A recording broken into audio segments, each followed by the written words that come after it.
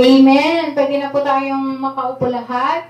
And before na patayuin ko po ang tagapagsalita po natin sa gabing ito, I would like to say congratulations, City of God, Balinghan Naway, sa matagumpay po na anniversary na ginawa po natin. At pinatunayan po muli ng Panginoon na siya po talaga yung nanguna. Yan. Ang ganda po nung nangyari nung gabing iyon. Kaya hindi ko po akalain na ganun ka-supportive pala ang member ng Balinghan Naway. Kaya congratulations po sa ating lahat.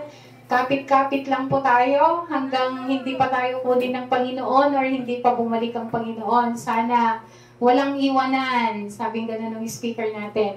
Walang iwanan, magkakasama pa rin tayo, and kailangan magkaroon tayo ng unity dito sa ating church. Kasi hindi po magtatagumpay ang church natin kung mga pastor lamang po at leaders ang gagalaw. Amen po ba? Amen. Amen. Kaya congratulations po sa inyo. Kayo po yung talagang nagdala, no?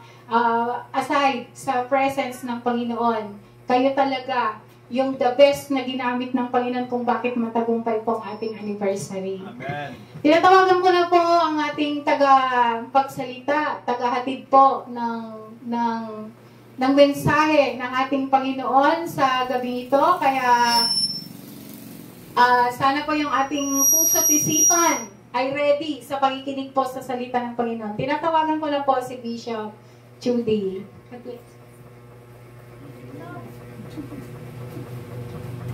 Palakpakan nga po natin ang Panginoon. Yung mas malakas po para sa ating Panginoon. Hallelujah. Sa gabi pong ito ay darako po tayo sa salita ng ating Panginoon. Yung ating pong teksto ay matatagpuan sa aklat ng Psalm 147 verses 10 to 11. Babasahin ko po sa New International Version at saka sa Magandang Balita Biblia. Ang sabi po dito, His pleasure is not in the strength of the horse, nor His delight in the legs of the warrior. The Lord delights in those who fear Him and put their hope in His unfailing love. Hindi siya nalulugod sa kabayong malalakas, kahit mga piling kawal, hindi siya nagagalak. Ngunit sa may pagkatakot, kasiyahan niya ay labis sa kanilang may tiwala sa matatag niyang pag-ibig. Nagpalayan ng Panginoon ng kanyang masalita na atin pong nabasa. Bigyan ko po ng tema ang mensahe ng Panginoon, make God happy in your life. Gawin mong masaya ang Diyos sa buhay mo. Noong nakarang Wednesday, ako po iyong nangaral, tinalakay po natin yung 3 things that God fulfill His will. Tinalakay po natin yung acronym ng ATE. Yung una is ask your ways to God. Pangalawa, sa letter T, tell your ways to God. At sa letter E, expect your ways to God. Ngayon naman po, ay iba naman po yung ating tatalakayin. Ang sabi dito, gawin nating masaya ang Panginoon sa ating buhay. Sa tingin mo ba natin, napapasaya natin ng Diyos?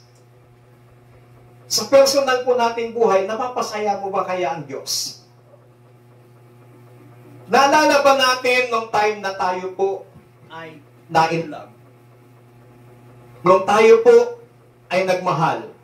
Di ba gusto natin, we spend time sa ating mga minamahal at ginagawa natin ang lahat para mapasaya natin siya. Inaalam natin yung mga dislikes niya para hindi mo gagawin, yung mga likes niya para yun yung lagi mong gagawin kasi gusto natin yung ating minamahal ay laging masaya.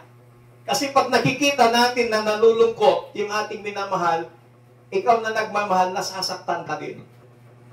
Kapag nakikita mong masaya yung mahal, ikaw na nagmamahal, masayang-masaya ka rin kasi nakikita mo na napapasaya mo ang iyong minamahal.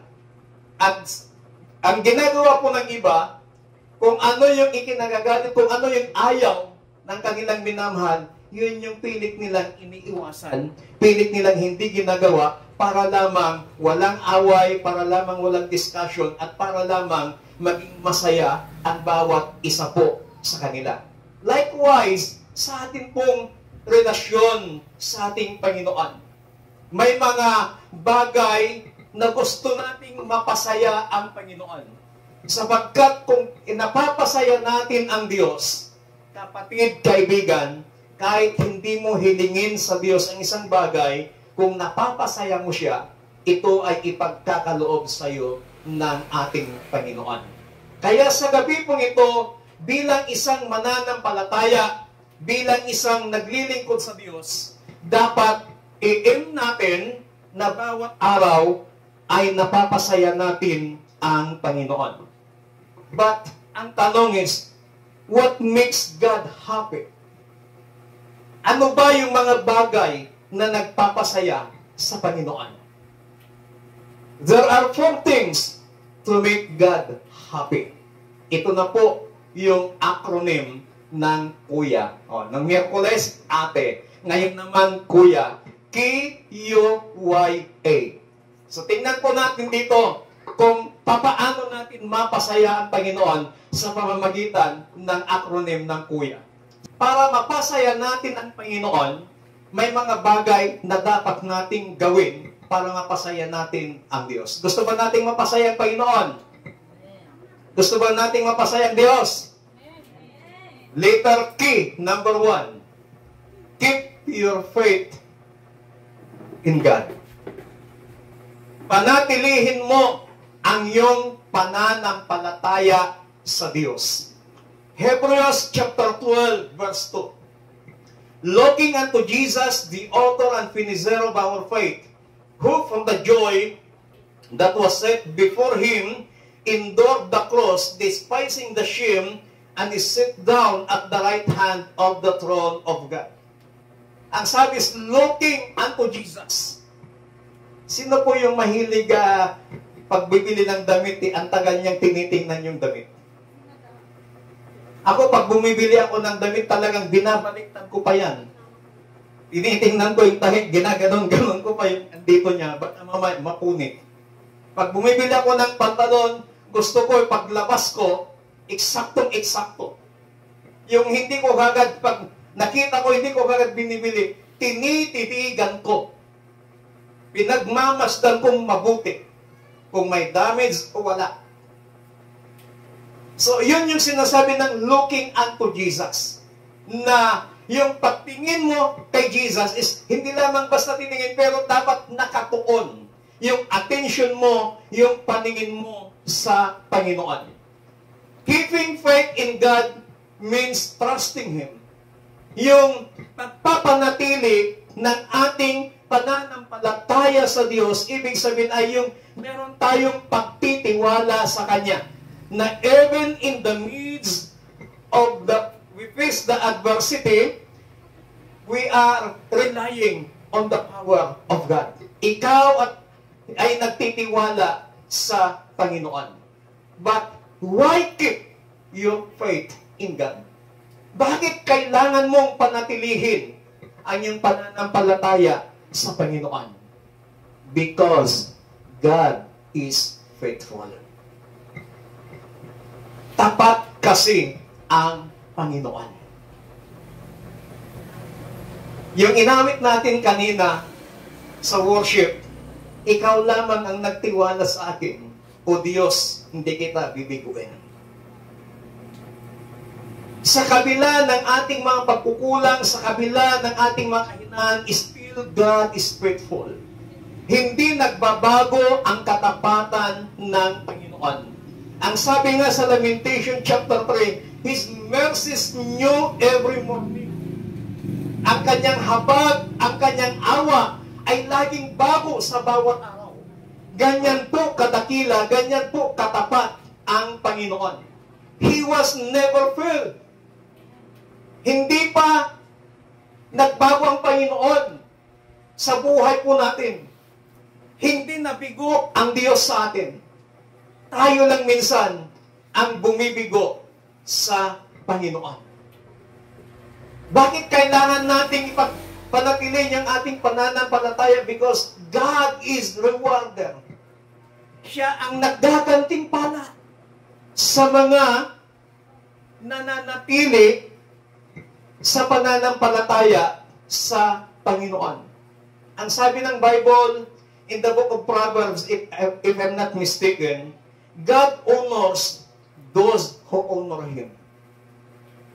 Iginagalang, nire-respeto ng Panginoon yung mga marunong magrespeto sa Kanya.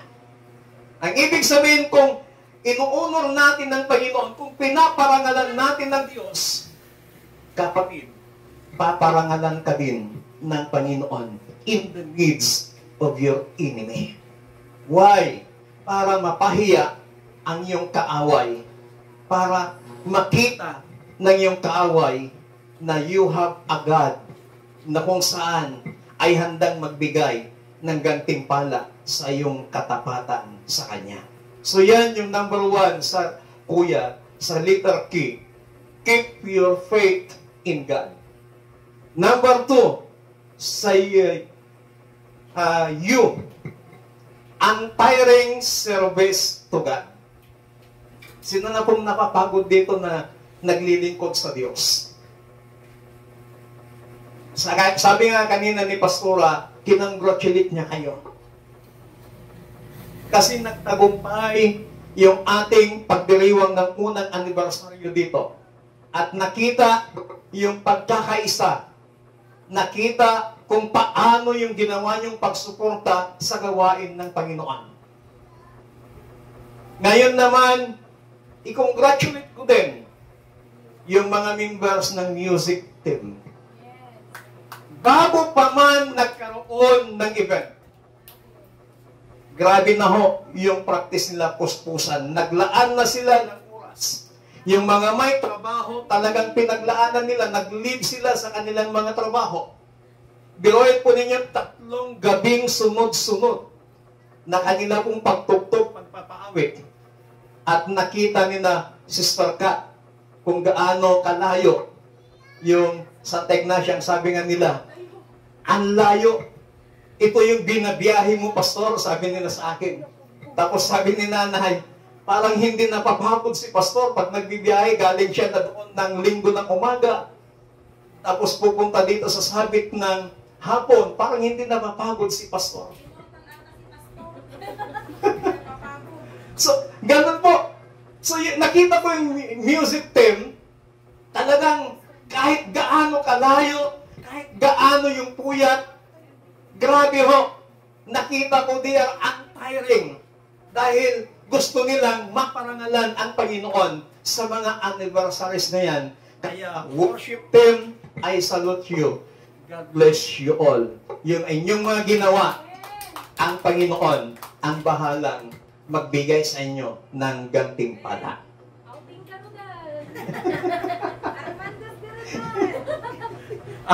Untiring service to God. Ano pong sabi ng Galatians chapter 6 verse 9? And let us not grow weary in well-doing, for in due season we will shall reap if we faint not.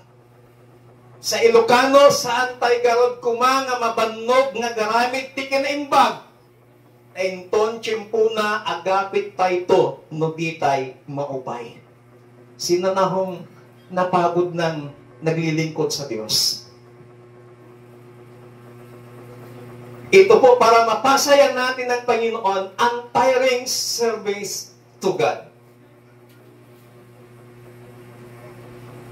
But how to serve God without giving up? Paano tayo maglingkod sa Panginoon na hindi ka nag-give up? Serve with the right motivation. Ano ba yung motivation mo?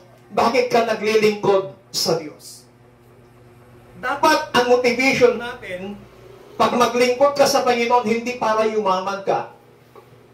Dapat ang motivation natin, pag naglingkod ka sa Panginoon, dapat ay gaganda ang buhay mo. Maling motivation po yun. Dahil kung yun po yung motivation mo sa paglilingkod mo sa Panginoon, I believe, may time na ikaw ay mag-give up. Pero kung ang motivation mo sa iyong paglilingkod sa Panginoon ay upang mabigyan ng parangal ang Panginoon, then anumang ginagawa mo, kapatid, kaibigan, dumating man ang anumang bagyo, anumang problema sa buhay mo, kung ang motivation mo sa paglilingkod sa Diyos, wala mang nakakapansin sa ginagawa mo, hindi ka man napaparangalan dito sa ibabaw ng lupa sa mga ginagawa mo sa paglilingkod mo sa Panginoon, kung ang motivation mo is to bring glory to God, then kahit anumang sitwasyon ng buhay mo, hindi ka mag-give up. Palakpakan natin ang Panginoon. We must serve God with the right motivation. Rely on God's strength, not on your own.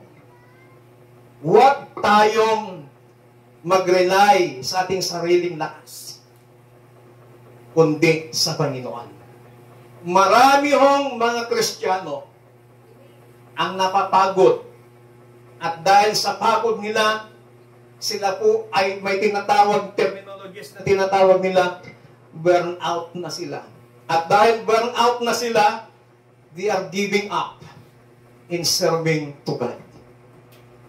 Kaya dapat tayo po, huwag tayong mag-rely sa ating lakas.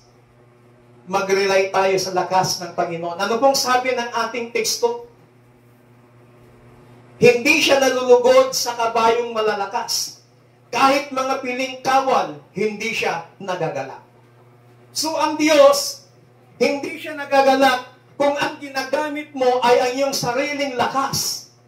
Kung ikaw ay nagtitiwala lamang sa iyong sariling lakas, hindi nagagalak ang Panginoon. Kahit pa ikaw yung pinakamainam na, pinakamagaling na mandirigma, kung ikaw ay nagtitiwala sa sarili mong lakas, hindi nagagalak ang Panginoon. Anong sabi ni kapatid na Pablo? Philippians chapter 4 verse 13. I can do all things through Christ who strengthens me. Magtiwala tayo sa lakas ng ating Panginoon, hindi sa ating sariling kalakasan. Yun po, doon napapalakas ang ating Panginoon kapag tayo po ay nagtitiwala sa kalakasan ng ating pong Panginoon. So, don't rely on our strength, but rely on the strength of God. Kasi ang tao, may limitasyon ang kanyang kalakasan. Ang tao, may limitasyon ang kanyang lakas. Malakas ngayon, mamaya mabalitaan mo, may sakit na, mahina na yung katawan. That is man. Pero kung tayo po ay nagtitiwala sa kalakasan ng ating Panginoon, kahit anumang pagod ang maranasan po natin, hindi ka gi-give up na maglilingkod sa Panginoon. Kasi yung lakas mo, hindi na galing sa iyo, kundi ang lakas mo galing na sa atin pong Panginoong Diyos. Palakpakan natin ang Panginoon. Pangatlo, sa salitang kuya, sa letter Y, yield your life to God. Romans chapter 12, verse 1. Ang sabi dito, I beseech you therefore, brethren, by the mercies of God, that ye present your bodies a living sacrifice, holy, acceptable unto God, which is your reasonable service. Pag sinabi natin yield to God, ibig sabihin to surrender, submit, or give control over to another. Kapag sinabing yield your life to God, ibig sabihin, you must surrender your life to God. You must submit your life to God. And in the Christian life, it means you are releasing control and allowing God to lead in your life. Yung hindi na ikaw ang mangunguna sa buhay mo, kundi ikaw ang susunod sa gusto ng Panginoon. Sino na pong naranasang sumakay sa mga pampasahirong jeep? Kapag ikaw ay sumakay ng pampasahirong jeep, kung ang biyahe ng jeep na yan papuntang Ordanita, at ikaw ay bababa ng Villases, at kahit pag-aanong ikaw ay nagmamadali, wala kang magagawa. Hindi mo pwedeng pasingitin yung driver kasi siya ang may hawak ng manubila. Siya ang may control ng manubila. Nakaupo ka lamang doon. Ang ibig sabihin nun, ikaw ay may tiwala sa driver. Alam niyo po, pag ako'y nagtatdrive, nagbibiyahe, kung ang mga pasahero ko na nasa likod, nakakatulog, ibig sabihin, may tiwala sila sa pagdadrive ko. Pero kung yung katabi ko, sa driver side, natulog, meron din siyang tiwala sa akin na nagmamaniho.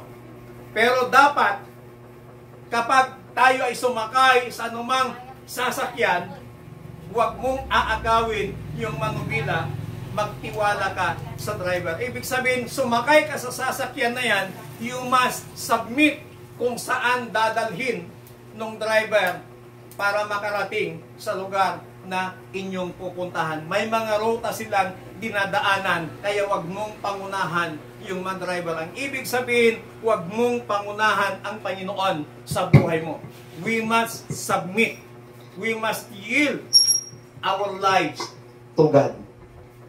Why we must yield our lives to God? Bakit kailangan nating magpasako sa ating Panginoon?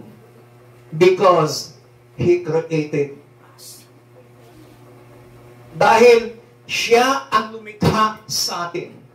We are His people, the work of His hands. Nilikha ako ng Diyos. Hindi lang sa kanyang mga salita.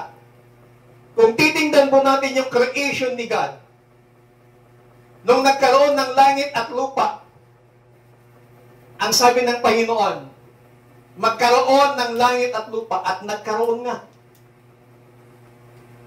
Nung magkaroon ng liwanag at sa kadilim, nagsalita ang Panginoon.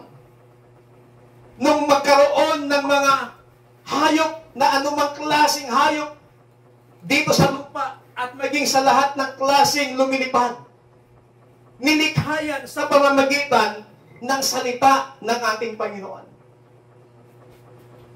At makita po natin sa creation ng Panginoon, wala pong araw na malas. Ano pong sabi ng Panginoon? Unang araw, sabi ng Biblia, it was good.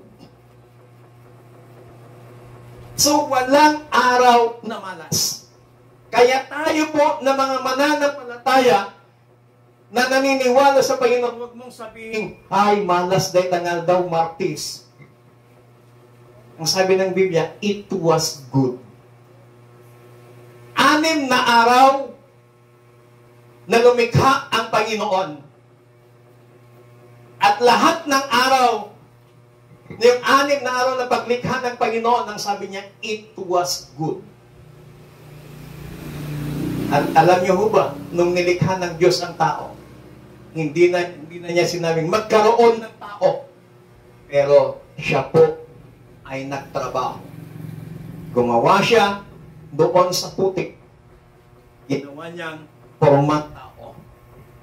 At nung nagawa niyang pormang tao, sa kanya binigyan ng hininga. Kaya yung putik na ginawa niya na bilang tao, nung hiningahan niya, naging tao. So, yung ang Panginoon, ginawa niya tayo sa pamamagitan ng kanyang mga kamay. Hindi sa pamamagitan ng kanyang mga salita, kundi sa pamamagitan ng kanyang mga kamay. Ibig sabihin, God created us by His own hands. Ginawa niya tayo sa pamamagitan ng kanyang kamay. So the Creator has the right and wisdom to direct His creation.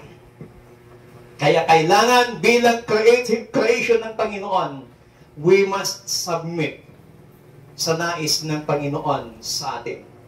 Bakit kailangan nating magpasako sa Panginoon? Because He redeemed us. Niligtas tayo ng Panginoon. We are bought with a price. Our lives no longer belong to us. Hindi na natin pag-aari ang ating buhay sapagkat binili na ito ng Panginoon. Sa paanong paraan, binili niya ito sa pamamagitan ng kanyang dugo doon sa krus ng Kalbaryo. Nung namatay si Jesus sa krus ng Kalbaryo, ikaw at ako na tao na nilikha ng Panginoon sa pamamagitan ng kanyang mga kamay ay binili niya mula sa kasalanan, mula kay Satanas. At yung price, that is the blood of Jesus Christ. Kaya, hindi na natin pag-aari ang ating buhay, pag-aari na ito ng ating Panginoon. So, dapat magpasakop tayo out of gratitude for Christ's sacrifice. Nagsakripisyo ang Panginoong Hesus.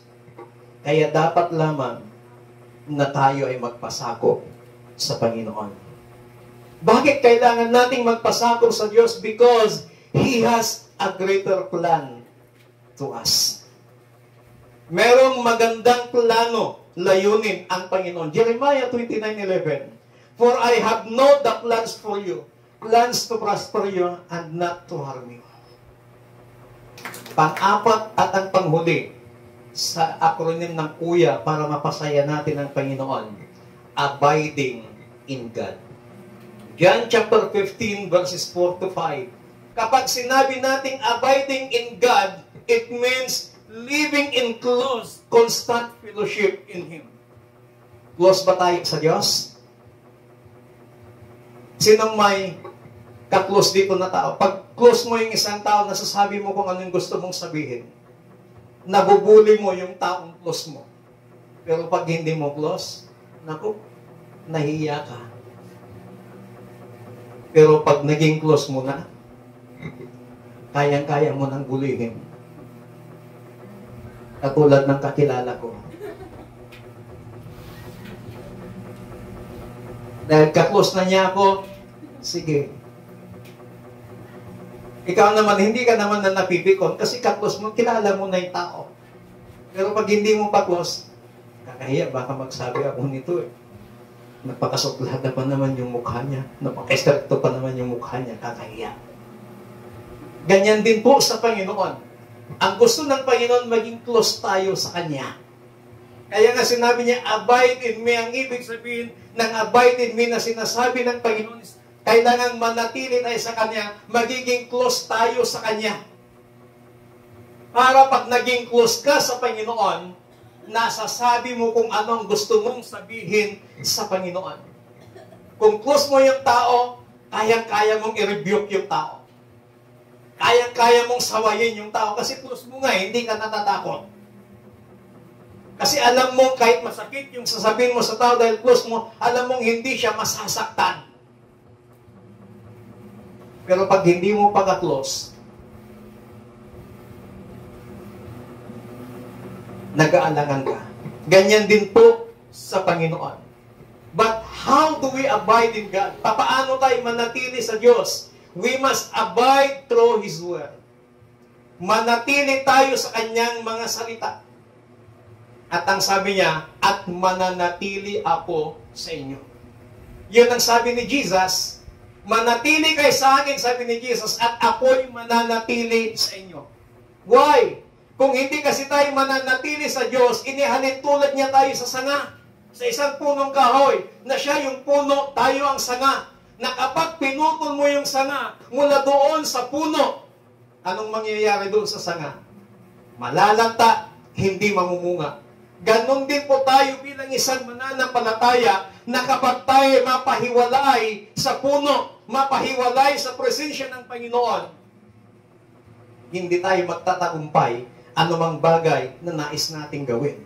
Failure tayo lagi kasi nakahiwalay tayo sa Panginoon. Kaya sabi niya, abide in me. So we must abide in the Word of God. Hayaan natin ng ating buhay ay mabusog sa pamamagitan ng salita ng ating Panginoon. Sa buhay ng isang tao, may dalawang pagkain lamang na kailangan ng tao. Physical food at saka spiritual food. Anong sabi sa book of Matthew chapter 4 verse 4? man shall not live by bread alone, but by every word that proceedeth on the mouth of God. Hindi lamang sa tinapay nabubuhay ang tao, kundi sa bawat salitang namumutawi sa bibig ng Diyos. Kaya kung papaano po natin binubusog ang ating sarili ng mga pagkain pang-pisikal, ganon din, busugin din natin ang ating spiritual na kalagayan, pakainin natin ng pamamagitan ng salita ng ating Panginoon. Huwag niyong sabihin, baka mamaya pag-uwi niyo, sabi ni Pastor, busugin natin, kainin natin ang kanyang masalita. Makita niya yung Biblia, kanin yung mutan. No. Ang ibig sabihin, makinig ka, magbasa ka ng salita ng ating Panginoon. Habang nagbabasa ka, ang Diyos ang nangungusap sa iyo. And then, napapakain ang iyong spiritual na kalagayan, napapalakas ang iyong spiritual na kalagayan. We must abide through prayer. Kailangang manatili tayo sa pamamagitan ng panalangin. Prayer keeps us connected to the heart and will of God. Sa mga LDR, sa panahon natin ngayon, long distance relationship, ang bumubuhay na lamang sa kanilang relasyon ay communication. Kapag wala na pong communication, ibig sabihin, wala na rin relasyon. Kapag pinutol na ang communication, wala na rin relasyon. Kaya kapag pinutol mo ang communication mo sa Panginoon sa pamamagitan ng pananalangin, pinutol mo na yung connection mo sa Diyos. Kasi ang connection natin, ang communication natin sa Panginoon is through prayer.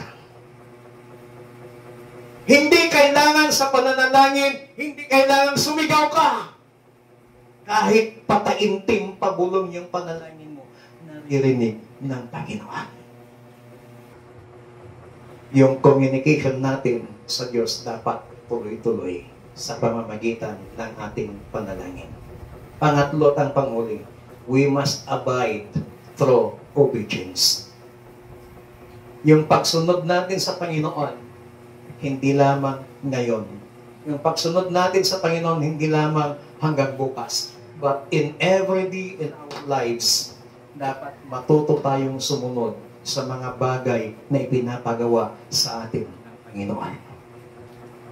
Kasi may mga instruksyon ang Panginoon sa buhay natin. Lahat ng instruksyon ng Panginoon, matuto tayong sumunod sa mga bagay na ipinapagawa ng Diyos. Kapag ginawa natin itong apat na steps na to, itong kuya, mapapasaya mo ang Panginoon. Letter K, keep your faith to God. Letter U, untiring service to God. Letter Y, yield your life to God. And A, abiding in God. Kapag ginawa natin ang acronym ng kuya, mapapasaya mo ang Panginoon. At kapag napasaya mo ang Panginoon, then God will bless you. Pag napasaya mo ang Panginoon, siyempre, ang Diyos papasayahin ka ninyo. Kasi napapasaya mo ang Panginoon. Ayaw kong lahat ay umayo. Ikaw lamang ang nagtiwala sa akin, O Diyos di kita bibiguin, magtatapat sa iyo. Magkilikod ako, O Diyos, kay buti mo. Hallelujah. Panginoon, sa gabi pong ito, marami pong salamat sapagkat tinuruan mo kami ng mga bagay na dapat namin gawin kung papaano ka namin mapasaya sa aming mabuhay. Dakilang Diyos, sa pamamagitan ng pagtuturo, pagtutuwid, paggabay ng iyong banal na Espiritu, naway magawa namin ang apat na bagay na ito upang ikaw ay aming mapasaya sa aming pang-araw-araw na pamumuhay. Wala kaming ibang layunin, Panginoon, kundi ang mabigyan ka ng pagpaparangal sa aming mabuhay. Help us, O God, to make you happy in our daily lives. Salamat, salamat po sa inyong masalita. In Jesus Christ, mighty name we pray. Everybody says, Amen. Palakpakan natin ng malakas ang Panginoon. Hallelujah.